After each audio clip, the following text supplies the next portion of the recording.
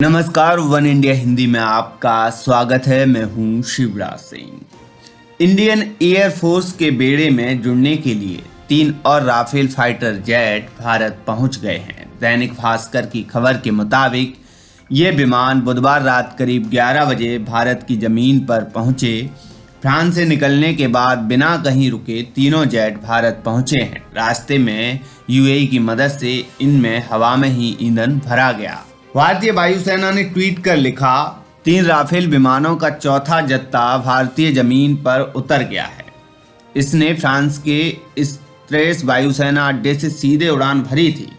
भारतीय वायुसेना ने राफेल विमानों में ईंधन भरने के लिए यूएई की वायुसेना का आभार जताया है और इसे 2 वायुसेनाओं के बीच मजबूत रिश्तों में एक और मील का पत्थर बताया। हालांकि वायुसेना ने उस स्थान का खुलासा नहीं किया है जहां राफेल विमान पहुंचे हैं।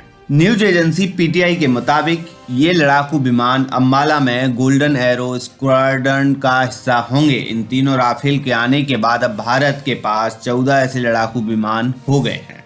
सरकारी सूत्रों ने बताया कि अप्रैल में ही फ्रांस से 7 से 8 राफेल और आने वाले हैं, यानी अगले कुछ दिनों में ही हमारे पास 10 से ज़्यादा राफेल लड़ाकू और होंगे। इसके बाद हमारे पास राफेल लड़ाकू विमानों की संख्या 21 के आसपास पहुंच जाएगी। अभी 11 लड़ाकू विमान अंबाला की 17वीं स्क्वाड्रन का हिस्सा हैं। आज जो 3 विमान आए हैं ये भी अंबाला की 17वीं स्क्वाड्रन का हिस्सा होंगे। जानकारी के मुताबिक जो राफेल लड़ाकू विमान बुधवार को भारत पहुंचे हैं वो M883 सैफ्रॉन के डबल इंजन से युक्त हैं, जिनमें स्मार्ट वेपन सिस्टम लगाया गया है जो दुश्मन को मिट्टी में मिला सकते हैं। गौरतलब है कि पिछले साल जुलाई अगस्त में भारत को फ्रांस से राफेल लड़ाकू विमान मिलने शुरू हो गए थे।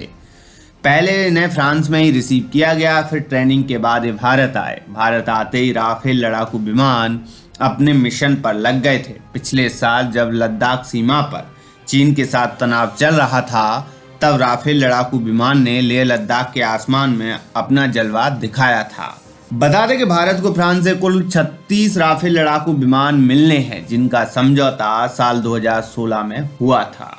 इस खबर में फिलहाल इतना ही। तमाम अपडेट के लिए बने रहिए वन इंडिया हिंदी के साथ।